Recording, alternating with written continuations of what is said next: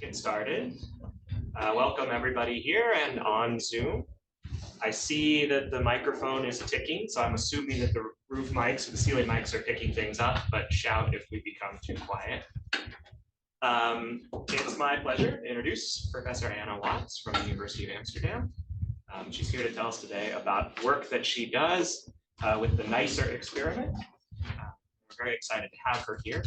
Anna got her PhD at the University of Southampton, and then moved on to postdoctoral work at NASA Goddard, at MPA, and also at the University of Amsterdam, where she settled and is now a professor. She is, for the next few months, the program director of the joint University of Amsterdam and Free University of Amsterdam bachelors in astronomy and physics, which nicely combines her interests in astronomy and physics. So Anna, tell us about NICER. Thank you very much. Well, it's really lovely to be here. Thank you for inviting me. I've been in a kind of month-long serious grant writing hell zone, basically. So this is my vacation of coming in and actually giving a talk about it. So it's really lovely to be here. So I'm going to talk to you today about NICER. NICER is the Neutron Star Interior Composition Explorer. Horrible, horrible title. Being a NASA mission, it has this beautiful mission patch, basically, which you'll see up here. I also have it on my rucksack and on my computer, and I'm going to come back to that, I think, a little bit at the end as well. So basically, NICER is an X-ray telescope. Its primary science goal is to figure out what is happening within the core of neutron stars. So let me start there by talking about the cores and why exactly they're interesting. So this is my kind of schematic diagram of what is happening within a neutron star. We have essentially remnants of massive stars that have collapsed in. We end up with an object quasi-spherical, very close to spherical, maybe 20 to 30 kilometers in diameter, 1 to maybe 2.5 solar masses of material, so very, very high density. In terms of the structure, we think we have a solid crust. The crust is an ionic lattice, so nuclei, basically in a crystalline lattice, with the composition of the nuclei changing as you go deeper. So gradually becoming more and more neutron rich, basically as you start to go deeper into the crust. At a certain portion in the middle of the crust, we do the outer crust to inner crust transition. And that is the point at which you start to get neutrons dripping out of nuclei as well. So in the inner crust, I still have my crystalline lattice of neutron-rich nuclei. I still have degenerate electron pressure, providing one of the dominant contributions to the pressure. And now I also have neutrons, most likely in a superfluid state as well. And there's a whole other talk to be done on what happens with those superfluid neutrons as well. I carry on going deeper and deeper. I get to maybe 1.5 kilometers down. And finally, I reach the point where the density is high enough where the nuclei start to touch. And at that point, I've reached the crust-core transition, and essentially the nuclei kind of meld into each other. And at this point, we have nuclear goo. So highly technical term, and probably about the best description you're going to get of what we think is happening in the core. Because our nuclear physics colleagues have all kinds of creative possibilities for what may be happening when you get to these supranuclear densities, up to several times a regular nuclear density, perhaps in the center of the star. One possibility is that they really are predominantly neutron stars. But even then, you would maybe have 95% neutrons, 5% protons, basically for balance. So they're not entirely neutrons. They are lying to you about that. So you have potentially very, very neutron-rich material. But there are also other possibilities, because the gravitational confinement buys you time for weak interactions to operate and to form potentially stable states of strange matter as well. And this is the only place in the universe where, if there is stable strange matter, this is where it's forming. And it could take various different forms. One possibility is that the strange quarks are still locked up in particles in the form of hyperons, where you have 3 quarks and at least one of them is a strange quark. And you might have maybe 10 or 15% hyperons in the inner core of the star. The other possibility is that we form deconfined quark material. So essentially, you get rid of these bound particles and we have just some kind of up-down strange quark mix instead in the cores of neutron stars. And trying to find that will be absolutely fascinating. So there are all kinds of fun possibilities for what might be happening here in terms of our ideas about nuclear theory. Now, to put this in a slightly broader context, what we're trying to do is explore the phase diagram of the universe. And this is my phase diagram of the entire universe. It's very, very simple. I have temperature here on the y-axis, chemical potential / density on the x-axis. If you're a physicist, focus on chemical potential. If you're an astronomer, focus on density, whatever makes you happy there. Basically, we are trying to explore what happens as we go from kind of the regular world around us, basically so relatively low density, basically up towards extremes of temperature and density. Now, we have in principle theory, quantum chromodynamics, which we should be able to solve. It would be lovely if we could solve, to try and work out from first principles what should happen. However, that is computationally extremely challenging. So instead, what we have are phenomenological theories, basically to do with interactions between particles, that we are then going to probe with experiment and with observation. And so here, neutron stars fit into this broader picture.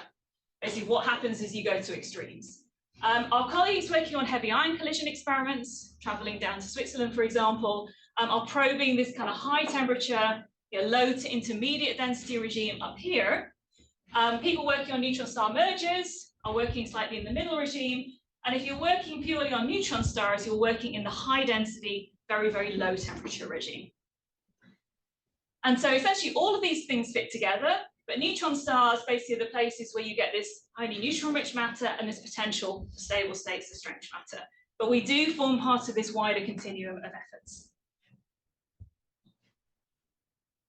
So how do we, as astronomers, go about finding something that we can measure, basically with our telescopes, that we can then give to the nuclear physicists to help them figure out exactly what is going on here?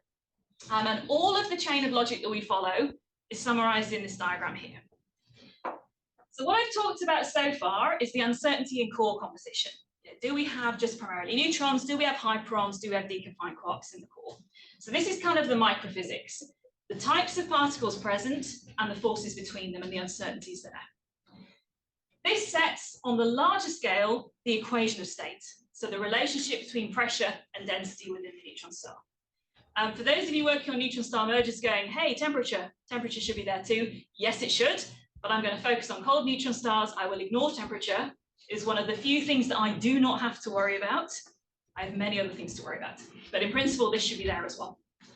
So what you're seeing here are a range of currently feasible equations of state. The pale blue band is a parameterized family of models that stretches across that whole band, different compositions and different ways of describing the forces involved. I still need to go one step further to something to do with my star, but fortunately, as you all know, we can build stars using the stellar structure equations. You have to use the relativistic stellar structure equations, the TOV equations, for example, if you're not rotating. And then basically the equation of state is an ingredient that goes into those structure equations.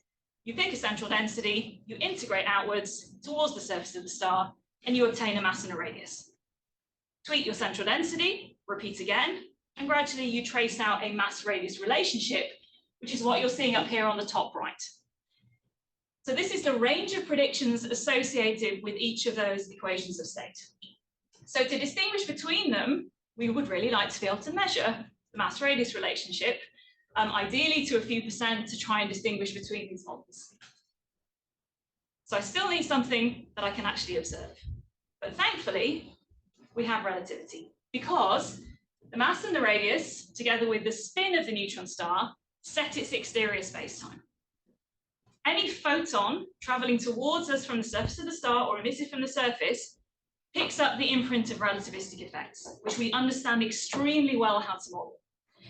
So in principle, we can take the surface emission, we can model that with relativistic models, and it turns out we can extract information about mass and radius. We can then in principle trace out the mass-radius relationship. I can hand that back, basically through the equation of state, to my nuclear physics colleagues, and voila, they can work out what is happening in the core of the star, at least in theory. So this is kind of the goal of what NICER is trying to do, is using this technique.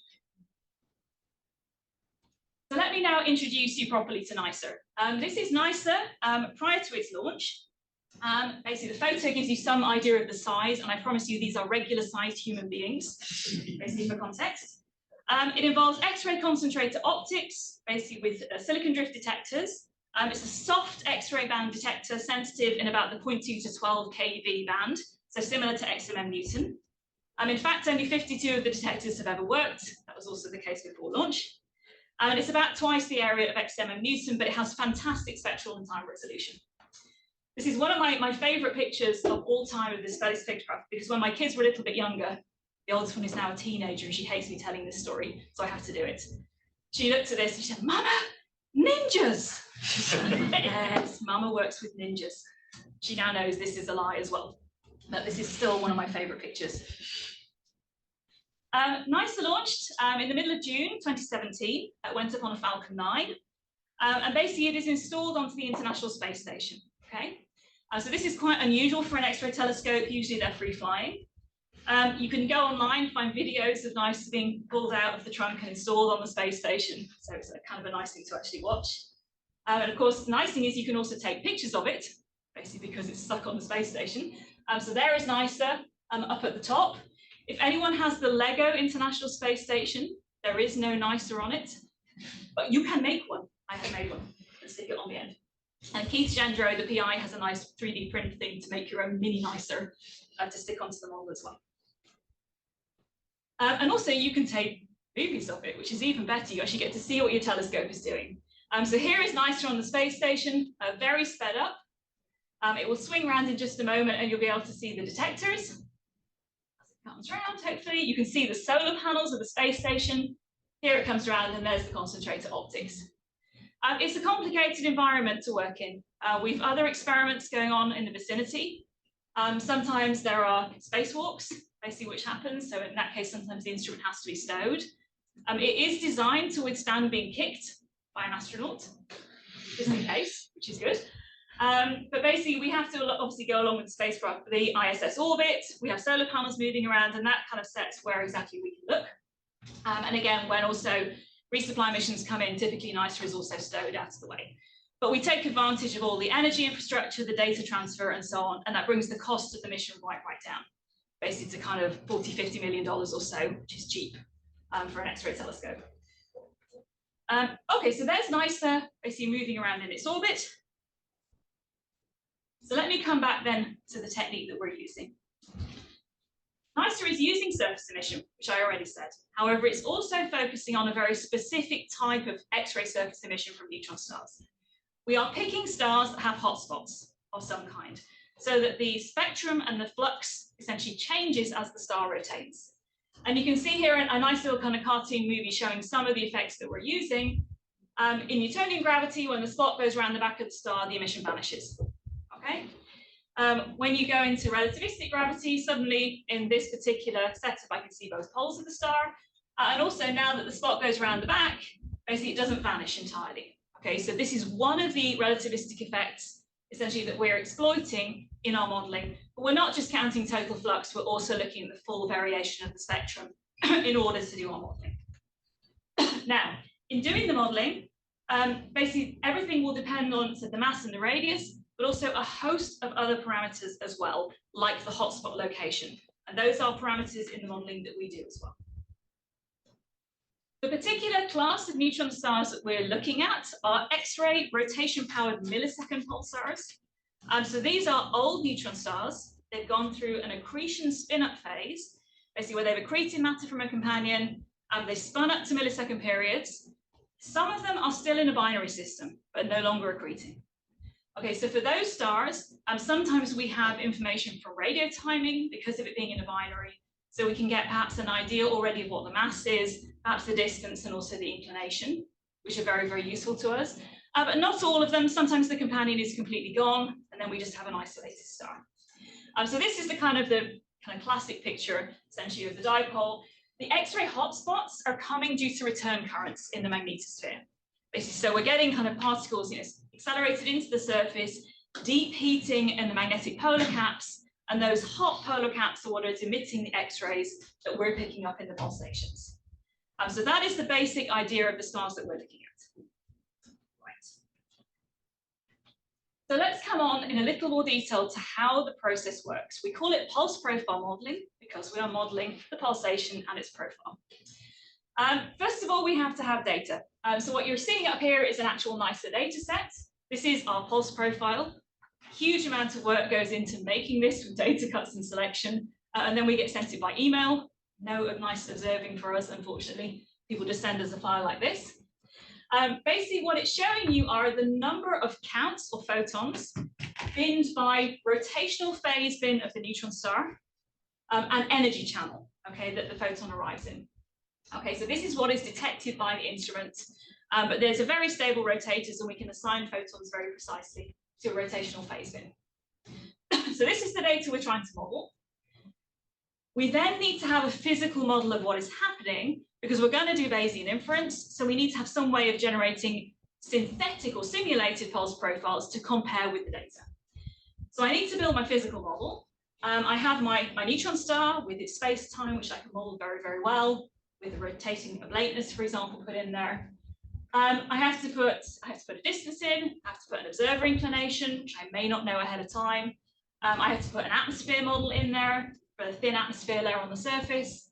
I need to decide how many hot polar cap regions I'm going to allow. I then need to say, okay, if I have a circular hotspot, what's its temperature? What's its size? Where is it located on the star? I don't know any of this a priori. So these are all parameters in the model as well. So then doing that, I can generate a simulated pulse profile. But of course, I also need to fold it through an instrument model because NICER is perfect. Our understanding of it is not. I am mandated by the engineers to say that. So basically, we also have a model of the instrument response and how that then affects the data as well. And then finally, from that, I have a synthetic profile for a given choice of parameters that I can compare essentially to the data. I have priors on all of these parameters, some better constrained than others. And then I can do large-scale Bayesian inference and statistical sampling to figure out the posterior distributions of every parameter in the model. So that's the mass and the radius, which I want for my nuclear physics colleagues, but also all of the other parameters. So things like the hotspot properties come out of this as well. So that is the kind of the package that we're trying to do. Highly computationally intensive, also to try and do this at the moment. Let me come on to some of the aspects in a little bit more detail. So these are, again, two pulse profile data sets for the stars that we've analyzed so far. This is the one that you've already seen. It was the first star that we analyzed. This is 1.9 megasecond of data. Okay, so several weeks of data. It's a 205 Hz pulsar. It's not in the binary system, so we've no information about its mass. But this is our second brightest source, and I'll come on later to why we didn't start with the brightest one. What you're seeing up top is the bolometric pulse profile. So now I'm summing up over the energy channels, and you can see this very clear double-peaked pulse profile, and these are two rotational cycles shown here. It's a very clear double-peak structure. On the right-hand side is the weakest source that we analyzed. So again, double-peak pulse profile in the bolometric pulse, way harder to see that in the energy resolved pulse profile. This is 1.6 megaseconds of data that went into doing this. So 346 Hz pulsar. And the reason we did it is because this one is in a binary. It is a 2.1 solar mass neutron star. So it's the heaviest neutron star that we know. And so fascinating from an equation of state perspective because it has potentially the highest central density. So this one was a real stretch for NICER. It's quite far away. Really hard to do, but really interesting. So we spent time modeling this one as well. Okay, so these are our kind of bounding our quality of data sets that we have at the moment, and we continue to build those up. We then need to have a simulation and inference code. So I'm going to talk mostly about the Amsterdam developed simulation and inference code, which is XPSI. If you want to know more about it, it's available on GitHub. Please go download it and play with it and have some fun with it. So basically, this does two things. It does the simulation part, simulating the pulse profiles for a choice of model parameters, and then it does the large-scale inference using open source samplers. Primarily right now, we're working with Multinest, although we're broadening that out as well. There's more than one analysis group within the NICER collaboration. Cole Miller's team, for example, at the University of Maryland, have an independent pipeline with an independent simulation and inference code. So although I'll talk mostly about results from the Amsterdam group, there's also that group going as well, and we cross-compare our results and our different pipelines as well when we publish our results. It's a very computationally intensive process because there's a large parameter space, so we also have to beg regularly for large amounts of supercomputer time to make this work.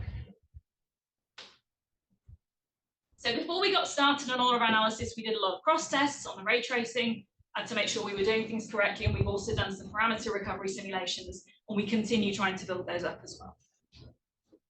Right, next part of the model. the NICER instrument response. So basically, this is a typical model for how we treat the NICER instruments. This is the NICER effective area, basically, and here is the energy shown here on the bottom. So we have basically a nominal effective area profile for the instrument for the observations that we take. And essentially, we allow a kind of 10% uncertainty in that, and we put a prior on that uncertainty as well. Okay, so we allow a bit of uncertainty in the instruments. We could do more sophisticated things with calibration sources, and that's something we're discussing as well, of how to try and model the instrumental uncertainty. Yeah. There are very sharp features there. Yes, there and are. I have two questions. Yes. What are they? And then can you exploit that, which shouldn't be present in a neutron star emission, to better calibrate this curve? Not particularly, because it falls in the middle of an energy bin, basically, at the moment. So yeah, these are instrumental edges due to the silicon detectors. But yeah, they're annoying, but there's nothing we can do about it. This is how we detect the X-rays. Basically, but yeah, getting that calibration right. It would be nice if we could have some better idea of this, but right now we're kind of baby steps on this one. What is the calibration information you're taking, and like how often do you take the calibration frame? Right, so right now we are very unsophisticated. We assume an energy independent uncertainty of just plus minus 10% Gaussian. Okay, so really, really, really simple. And that's the kind of benchmark. Ask any X-ray telescope person, they go, oh, it's about 10%. But there's an entire working group of people, as I now know, worrying about X-ray instrument calibration and cross calibration. That's IACHEC. Anyone's involved in this? I never knew this committee existed. I never wanted to know this committee existed. There's reams of people who really care about this stuff, and it's extremely important. We also know there is likely to be energy-dependent calibration uncertainty in there as well. And our first analysis, we actually tried to do this using the crab as a calibration source, but the crab is not great for the other nice sources. So in the end, we've taken that uncertainty out again. And I still have a hope at some point we will get better calibration sources, try some cost calibration with other instruments as well, and try to put that in as a factor. We have the potential for doing that in the code, but right now we haven't really settled on a good calibration source to use. But this does not fully capture, I think, all of the potential uncertainty in the calibration. And there are other teams who've done some quite sophisticated things for other instruments, but so we have issues already with too many parameters, and we're shying away from putting more uncertainty in here as well. Okay, now we come to the really nasty piece, but one I think several people in this room possibly work on. You should work harder on it because this is horrible. We need to put in some idea of what the hot polar caps look like. So we turn to our pulsar theorist colleagues, and there are some in the collaboration, and we say, hey, tell us what kind of shapes you expect. It's been 50 years. Tell us what you expect. And they kind of laugh hysterically and say, we have no idea. More specifically, we have ideas, but it's tricky. So they will give us figures like the one on the right here, which is a return current simulation to say, this is the return current, the heating should roughly follow this. It's like, okay, so I have maybe a circle and maybe a crescent forming there, maybe some temperature gradients. Yeah, this is complex, but I need to put this in my models. I can't allow every single mesh point on a star to emit with its own profile because I'm going to struggle to do this computationally. So what we decided to do, basically all the teams involved, is we build simple parameterized models of a range of surface patterns. So, for example, we typically assume in the Amsterdam modeling 2 separate emitting regions. Simplest model, 2 circular hotspots. Okay, they can be anywhere on the star as long as they don't touch. Each one can have its own size and temperature, so that's the simplest model. We can then step it up and allow there to be a core region in each of the 2 emitting regions. Then perhaps we allow that core to be off center. And then finally, we allow them to kind of slide over the top of each other. And this one up here, if you allow the red region to be blank, not to emit, you can create a crescent, for example, from that. So by doing this and allowing a range of sizes and positions, we can recreate a bunch of more complex shapes that are motivated by pulsar theory. And so hopefully we capture the kind of range of possibilities that people are thinking about. The other team have a slightly different way of parameterizing things. So this is one of the things where we look for cross checks as well. You use T and say temperature. Yes. Is this thermal emission, or is that just an effective intensity? Yeah, it's thermal emission. So one of our basic assumptions is that it's deep heated atmosphere thermal emission. We have now tested this in a bit of detail. I'll come on to this at the end as to what kind of, if there's other sources of heating, what that would do. Yeah, we're assuming deep heating basically due to the return currents in a pure thermal spectrum through a hydrogen atmosphere in principle. Okay, so basically we get our data set So we had our first data set quite shortly after NICER started operating. It took about a year to build up a data set. We started analyzing it, and then we cranked the handle on this pulse profile modeling process. All of the inference, you produce a whole load of corner plots. You stare at them until your eyes go slightly crossed. We do model comparison as we work up the sequence of, do we need more complex models? Are we happy with where we are? Can we stop? We have various measures of model quality, and we arrive at a preferred solution out of that model space with posterior distributions. So this is the first surface map that we produced. So this is for pulsar J0030, and this just made us laugh so much looking at this, because this doesn't look like a dipole. We are looking at the star from one hemisphere. The preferred solution that we have has one quite small hot polar cap, and the other one is this kind of long extended crescent region, basically on the other side of the star, but again, both on the same hemisphere. And then as it spins around, it gives rise to this double peak pulse profile. The other team, different way of parameterizing the surface patterns, but a very, very similar surface pattern emerged from their analysis as well. So this was our first map. And remember, this is a map of a star that is the size of Amsterdam, thousands of light years away. And we've done it just using counting X-ray photons and a bit of relativity. We can make a map of the surface, which still kind of blows my mind.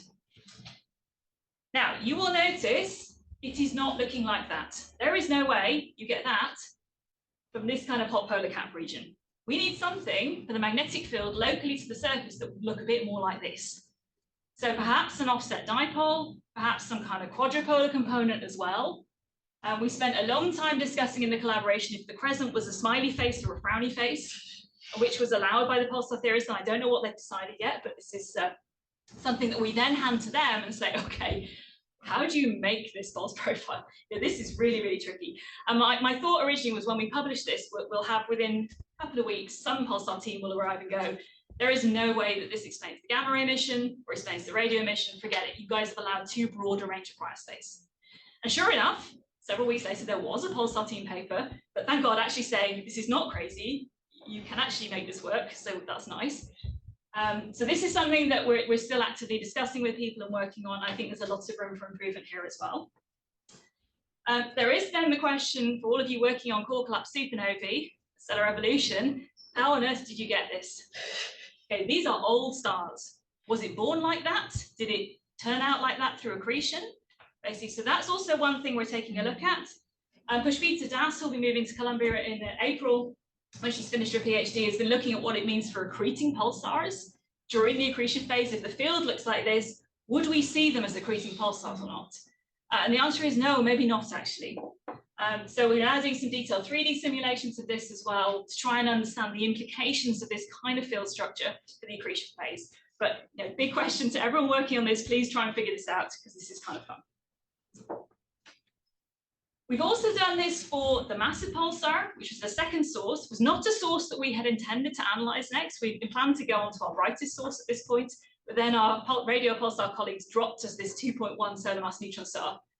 And we went, oh, we can just see it with NICER. We can probably get a data set, let's do this. So we switched to do analysis for this one instead. Super, super fun. Again, we were able to make a surface map, basically for this one. Geometry is different. We are looking at this one along the equator. And that's why we're able to get a really good mass measurement for it, because there's a Shapiro delay in the radio pulsar timing. Okay, so we have very, very constrained inclination angle. Simpler hotspot model seems to work. The data set's not as good, so that may be an artifact here that we're seeing, but we have tried some different surface pattern models, and we don't seem to need anything more complex than two small spots. But again, they're not quite antipodal. Okay, so it's still not a perfect dipole that's falling out of this as well. And we've now managed to put some quite tight limits on how non-dipoly it is. And there's at least a 25-degree offset basically in there that we think we're seeing. So basically, when we went through this, we made our surface maps, but I also promised you masses and radii. So let me show you masses and radii. So let's go into the core of the star. So what I'm showing on here is mass versus radius and our credible regions for the mass and radius that we infer from the Boss series. I'm showing a bunch of possible equation of state models on here as well, just to give you an idea of the range of possibilities. Okay, but there are many, many more that you could draw on here as well, spanning the whole space. So basically, this is the first star that we did, the one we didn't have a mass prior for. It's quite broad so far, this first measurement, about plus or minus 10%. This is a 68%, 95% credible region. But it's, 1.4 solar mass, 12, 13 kilometers or so in terms of the radius, so right in the middle of a parameter space. This is the high mass pulsar, so the mass is known very well a priori, and we don't tend to change much from that in our analysis. But the radius comes out surprisingly similar. And this region in particular over here is very strongly ruled out. So these very soft equations of state, basically that end up with quite low radius, those are quite strongly ruled out, and that has interesting implications potentially for quark matter. You can talk to Jonas for more details about this as well. So basically we have our two radius measurements coming from the map, basically 2019 and 2021. One interesting thing that came out of this analysis was the importance of background for this particular star. So we did not just analyze NICER data, we also had an XMM data set for this star that we put in there as well. So why did we do that? We did that to try and get a good idea of the background. NICER is on the space station, it has a high instrumental background. Okay, it's in this high particle environment close to the Earth. So we have quite low signal to noise, basically due to all this kind of high particle background, space weather, and so on. So basically we have a large source of unpulsed emission in our pulse profile as well. So basically this pulse profile that I showed you before sits on this kind of constant layer of something else, okay? And there's also a constant spectral component in here as well. Now that unpulsed component can be formed of several different things. One is that it's astrophysical background, so another star, AGN in the field of view, it's always an AGN. Hate AGN, don't want them, they're everywhere, very annoying. It can be particles, but it can also be, for example, due to the spot geometry. So if the spots are sitting overlapping the rotational pole, you're always going to see them, okay? So there'll be a constant component from that. If your star is very compact and the light bending is very strong, you may well also get increased unpulsed component from there as well. So basically by putting this data set in from XMM, XMM has a much better background estimate. So by trying to apply the same models basically to that as well, we have a very clear idea of how many photons should come from the star and how many photons come from all the other stuff. So it basically constrained the background basically slightly independently, or an indirect constraint. So if you look at what it did to the radius, so these are the radius one-dimensional posteriors. NICER only is shown in blue, and there we were getting a radius about 11 kilometers. When we put in the XMM analysis as well, okay, so with this kind of indirect background constraint, shifted up by a kilometer. And that's because essentially it ruled out these very high compactness solutions. So it told us that the way what we were attributing to background was wrong. We were not allowed to have high compactness solutions because this had to be coming from actual genuine background, could not be coming from the spots, and it ruled out parts of parameter space. We've since been able to repeat this now using new NICER-only background models. The team worked super hard to develop better models for us as well, so we can now do this using NICER models and not having to rely on XMM observations, but they all give consistent results. But it's given us one more thing that we now know it's good to have priors on, models on in our analysis. So in principle, we now have masses and radii. Okay, so now the question is, what do we do with it? So first of all, you can just do plots like I just showed you, and you can draw your equation of state through the line and go, look, it goes through the line. Goes through the middle of my region, everything is fine. So you can do that. But what you should do is a second stage of inference, where you now take your equation of state model, basically, which is also a parameterized model potentially, with priors on those parameters. And you should basically then do a second stage of inference using the mass radius posteriors that we produce, basically, and going back through the second stage to come up with posteriors on your equation of state model. And from there, you can generate a mass radius relationship with uncertainties on that as well. So you can transform these individual mass radius measurements into a mass radius relationship. So that is the second phase of the analysis, is to do this kind of equation of states analysis. So yeah, basically you have to pick in principle, maybe a parameterized model. You have to also search over different central densities, and doing this, you will end up with a mass radius relationship. So I just want to give you an idea of how that process goes. So for example, we've done a bunch of models using A particular equation of state model, we use a chiral effective field theory informed lower density model, basically for the region around the neutron star crust. And then we use the parameterized model for the high density parts, piecewise polytrope models, which is used very commonly in gravitational wave analysis as well. And we have a second parameterized model using the speed of sound instead, which has the nice benefit that you don't get discontinuities in the speed of sound. And we have some constraints on how speed of sound should behave in ultra-dense matter way above neutron star densities. So you can come up with a kind of form of a possible function this could take. You can have parameters in there, and then we can parameterize our equation of state model like this and obtain pressure and density essentially by taking an integral over sound speed. So, you can pick whatever model in principle you like to do this kind of analysis.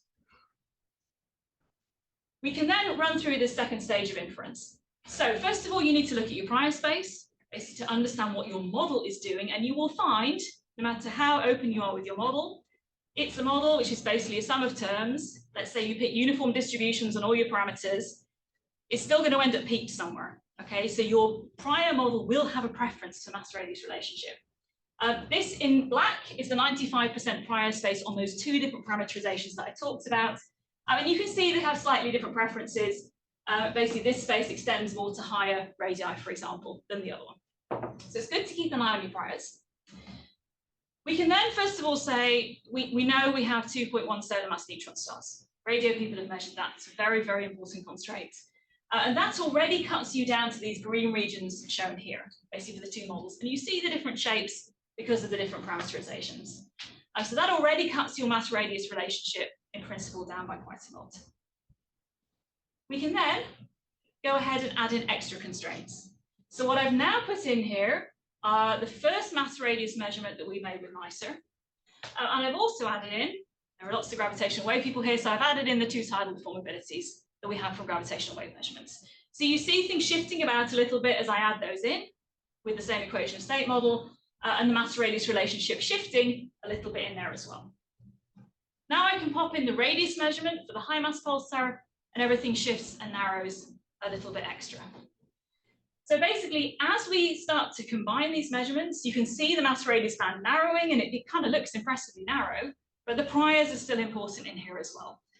So basically, we need to keep adding data to make this more and more robust and to depart more and more still from the priors. So that is the kind of process that we're doing to get towards the equation of state. And again, then we hand it to our nuclear physics colleagues to say, right, if this is the mass radius relationship, what does it mean for a deconfined quark phase? Is this feasible, and under what kind of circumstances? The other thing which we can do, which we would quite like to do long term when we have enough points, is we can cross compare. So here are my two NICER measurements, for example. If I want to analyze those independently, let's say, ask, what do I get from NICER with all of our model assumptions and so on, and then I want to compare that to what the gravitational wave people do, because maybe we don't do the model in the same way. We each have our own systematics and our different populations. What you're seeing here is the band, in principle, covered for this equation of state model that I computed essentially earlier. For GW 170817, the tidal deformability from that, basically, and this is, I think, is the 95% region, basically, that we've computed here for one of our equation of state models. So this will be the radius region that will be implied by that equation of state model for a 1.4 solar mass neutron star. So basically, it's not incompatible with the NICER measurements, so it pushes us off to this side. But certainly things are looking okay at the moment in terms of compatibility. Rather more fun has been this measurement from PREX. PREX is the lead radius experiment. This is the lab experiment, basically doing parity violating electron scattering on neutron-rich nuclei. Okay, so lead nuclei, very neutron-rich, they have a neutron skin on the outside. Measuring that, in principle, tells you something about how neutrons and protons interact, and you can extrapolate from that to what neutron stars do. Okay, through quite a lot of steps, but you can do it. Their analysis, basically, which was published a year or so ago, would put the radius of a 1.4 solar neutron star up here, which is not so great for gravitational waves and PREX, because they don't really overlap. NICER, we are friends with everyone. Okay, we sit in the middle, we make everyone happy. Great stuff. PREX, the picture has got a bit more confusing now because there is another experiment, CREX, the calcium radius experiment. MREX is coming as well, I mean, it's all over the place. CREX does not agree with PREX either. Okay, so they have 2 lab experiments doing neutron radio of nuclei which don't agree with each other. So I think they need to sort that out as well before we start to definitively worry about this one or not. So that's kind of a fun aside of things that are going on in the lab with tiny nuclei that also have implications for what we are doing as well. Right, let me come on to what is coming next for NICER.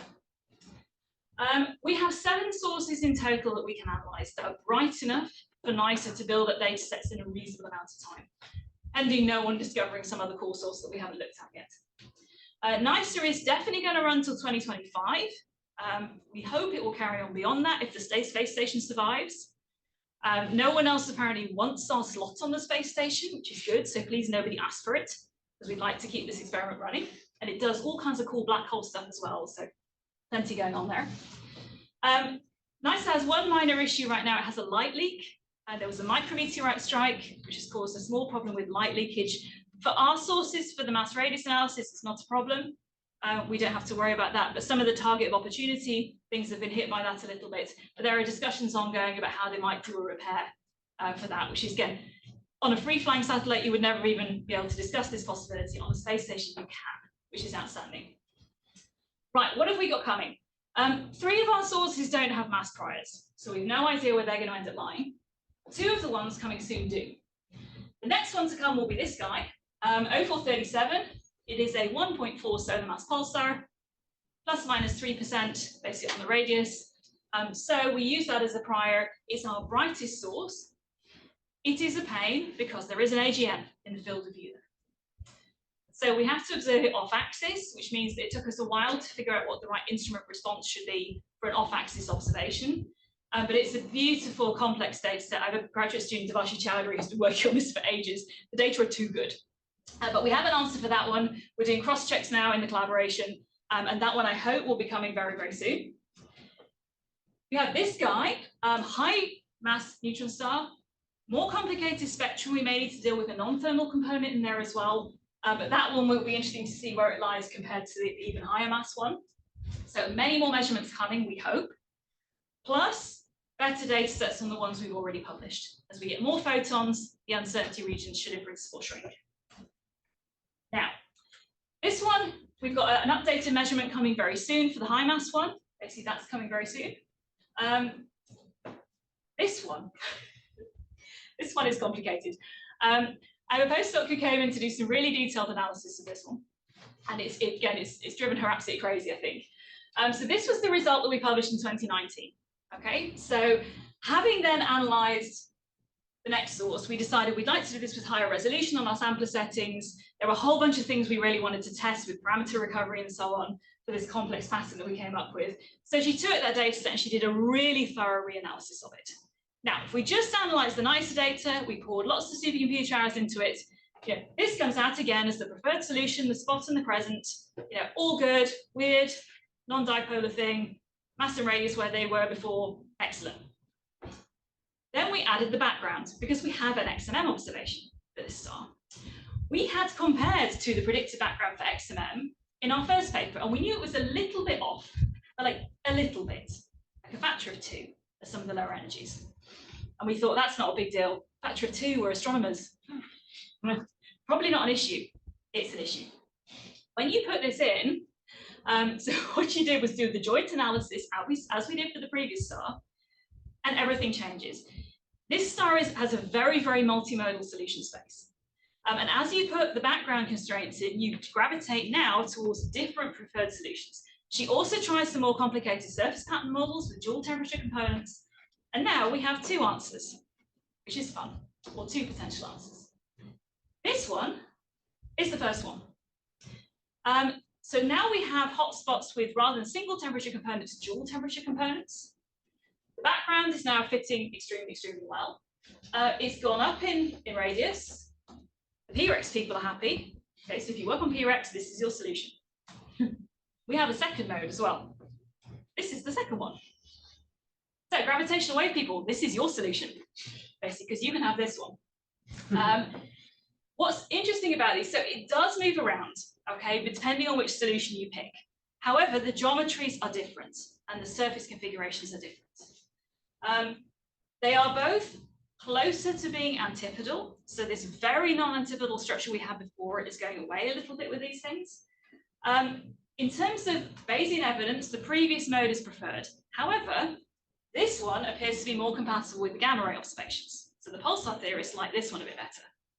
So we're now reaching a question of, wow, we might actually need the magnetosphere to determine what is happening with the mass and radius. So again, pulsar people, please work harder because we need an answer from you as to what's going on here. We probably could try and distinguish between them properly using this data set. However, we already have a much larger data set for this source, which we're finishing processing now. So we made the decision to stop the analysis, save our computer time to use on the new bigger data set with nicer background models as well. And I hope that that analysis will help us home in on which one of these answers, or perhaps something completely different, basically might end up being the preferred solution. So this one is complicated. This one, on the other hand, really remains very stable no matter what reanalysis we do on it. So for example, we've done a different atmosphere analysis, we've double checked what happens if you put helium in. For example, we've double checked if you have non-deep heating and external heating, it does not budge. That high mass one is incredibly, incredibly stable. So this is all looking quite well behaved. This one is looking much more dependent on model factors, but I'm hoping we'll be able to home in on it. So new larger data set coming soon for this one, and let's see where it settles. Okay, I want to finish off just by saying a few words about new telescopes. NICER is pioneering this new technique, a new way of mapping the surface and trying to get mass and radius. But there are other types of neutron star with hotspots, basically, and this is the target for new generations of telescopes. Athena, which I haven't shown here, or new Athena now, can target the rotation of hard pulsars. We're also looking at potential large area telescopes which go to higher energies as well, EXTP or StrobeX, which has just been submitted as a NASA Pro class proposal, where basically you would have the soft coverage of NICER, kind of mega NICER plus a large high energy detector. And you could use these to build up fantastic data sets also on the accreting stars as well. So this is something that we're working on, of trying to make this work to get new classes of stars in here as well.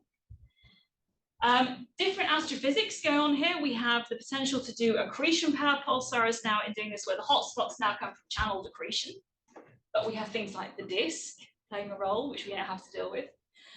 We're also looking at thermonuclear burst oscillation sources. These are accreting stars that build up an ocean of hydrogen and helium, which explodes periodically, gives us a bright X-ray burst, and some of those bursts have hotspots in them. And we might be able to use those to do this pulse profile modeling as well, but they are highly variable. The advantage of doing this is that, for example, there are stars that are both accretion-powered pulsars and burst oscillation sources. So for the same star, I can choose two different techniques. And you can take a bet now as to whether you reckon we'll get the same mass and radius. I have a couple of students working on this for a couple of stars. We can also combine with Jonas's burst models that he's using as well. And again, are we going to get 3 agreeing results? Hopefully, yeah, he's very optimistic. I am completely sure we'll get 3 different ones, but we will see. We can cross-check things with these stars, which would be really great. Burst oscillations, I'm just going to mention quickly because we spent a lot of time on this basically over the last couple of years. So we have hotspots that form during thermonuclear bursts. We can see a pulse signal in a light curve of a type 1 burst. Here's a typical type 1 burst, lasts about 20 seconds or so. Bright light curve that goes up, and if you track a frequency, you can see drifting frequency in there. So there's some kind of potentially mobile hotspot on the surface, and we have no idea how that forms. We have all kinds of lovely theories. I've worked on this for a long time as well. No idea what it's caused by. Is it caused by flame spread and flame stalling? Are there modes being excited in the ocean and the atmosphere, for example, that give you patterns? Is it some kind of weird convective thing? You know, we don't know what causes these spots, but we'd like to be able to understand that. They were discovered in 1996, and it's kind of rubbish that we still don't know what they're caused by. So we are hopeful that by doing pulse profile modeling, we might learn not only the mass and the radius, but also what the spot is doing and actually be able to map that. And then maybe finally we can figure out what is going on with these things. So I have a graduate student, Eve Kinney, who's been working on this. So the problem is it's really dynamic. So I'm building pulse profiles out of something that's going up and down like this. So the amplitude of the pulsation, we have one source where the amplitude of the pulsation remains the same. But because the background is going up and down, that means the spot has to be changing as well. And we don't know how, in theory, it's changing, just that it's changing. So he's been trying to test parameter recovery and how we deal with this. And so he's been doing a ton of simulations with lots of different possible models for how the spot might be evolving over time, and looking at how we deal with this impulse profile modeling. One option is that you just ignore the variability. I take my burst, I build a pulse profile, and I say, okay, I'm going to do modeling on this. I hope I recover kind of average parameters. Mass and the radius should come out okay, and maybe an average temperature. So here are some simulations, basically where we have an input value of mass and radius. The green is what we get out. Okay, so it's dire at recovering the mass and the radius. Okay, so we cannot ignore the variability. We get lovely tight constraints that are totally wrong. Not good. Strategy two is that we deal with the variability. So we can chop the burst up into little segments and say it's pretty much constant in those tiny segments. And you can either do that just saying it does whatever it likes in those segments, we make no restriction, or you can pretend you have a theory, put some priors on how much it's allowed to vary, and see if that helps.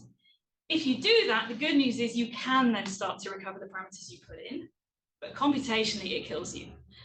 So your computation load can rise by a factor of 10 to 100 by chopping it up into little segments. If you have a theory, it really helps. So a theory is good. Please come up with a theory, because that would really, really help us to try and figure this out, to put some limits on this. But in principle, at least, given a big enough computational hammer, we can actually do this, which is incredibly reassuring. And that's what he's now working on, to see if we can get some constraints from this. So let me summarize where we are. NICER is using a completely new technique for determining neutron star properties. We found out all kinds of interesting things about the analysis process as we've gone ahead with doing this. Like all the things that LIGO found out through simulations before detection, we are finding out as we go, which is kind of fun. We've so far measured the size for 2 neutron stars, including the highest mass neutron star known. Third is coming soon, and there will be 7 results in total by the end of the mission. We're making maps, and so that's the thing that I absolutely love about this, that we're using photons and relativity and a teeny tiny telescope on the space station to make a map of something thousands of light years away and tell you where the hot polar caps are. And my absolute favorite achievement is that this mission patch is just wrong. I'm very happy that we've broken that, and this is the pinnacle of my career that we've trashed this. And I'll actually be quite disappointed if they end up being dipolar after all, because then I will have to eat my words on that. I will stop there and take any questions. Thank you.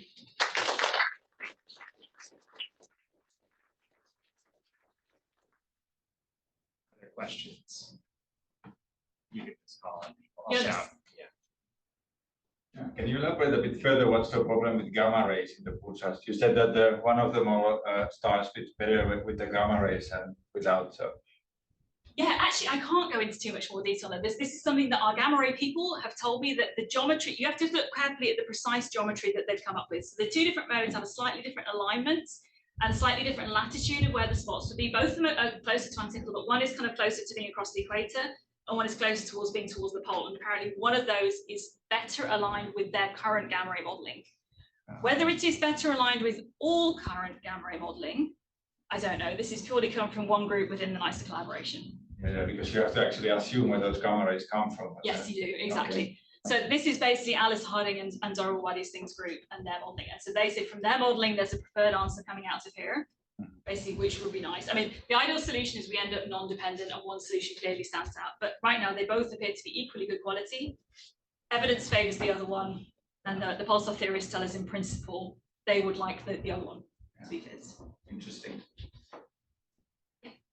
Just curious, when you say it's computationally impossible, like what are we talking about? Are we talking about like computer being too small, or is like just you did some back of envelope and it's like, oh no, we need to compute this for millions of years? For the quantum parameter dynamics. Yeah, like for example, like a parameter estimation, what's the typical time? As far as I know, the QCD calculation for first principles for a neutron star is impossible. No, I mean like the parameter estimation. For the parameter estimation, okay, so we are talking our most intensive run for O437, which is the one that we're about to publish, best data set. Our production quality run was close to 1 million hours on our national supercomputer. CPU hours. Yeah, out of a 12 million hour proposal. So that's a substantial amount of, we were watching it converging with the kind of, please terminate before we get to the 1 million, because I don't want to write another proposal so soon after writing the last one. Right, and that's like 1 million CPU hours on how many likelihood call? Is that because the likelihood call is expensive, or like the geometry is? The likelihood evaluation is that second. Basically, it's just the sheer volume of parameter spaces. When you get to see these dual temperature components for each hotspot, then you've got, 2 overlapping circles of varying size and temperature for each magnetic polar cap. You've got a position for each one of them, a size for each one of them. And so when you get away from this simple 2 circular hotspot model, you rapidly ramp up to about 26 parameters plus the background marginalization. When you go to accreting stars, it's even worse. Accreting pulsars, which my graduate student Bas Dorsman is working on, there's 1 more parameter in the atmosphere models. And that pushes us really to the limit of feasibility. So we are thinking we're going to have to basically at some point call a giant group halt in which we take 6 months to figure out something way more fancy in order to be able to make this work. So I think for the physics that we want to do, you know, it's really pushing the limits of what's possible with our supercomputer resources. So I want fancy techniques for making this work. And my graduate students are desperate to go work on this. It's like, please finish your current papers, then go crazy. Fly free, make it faster.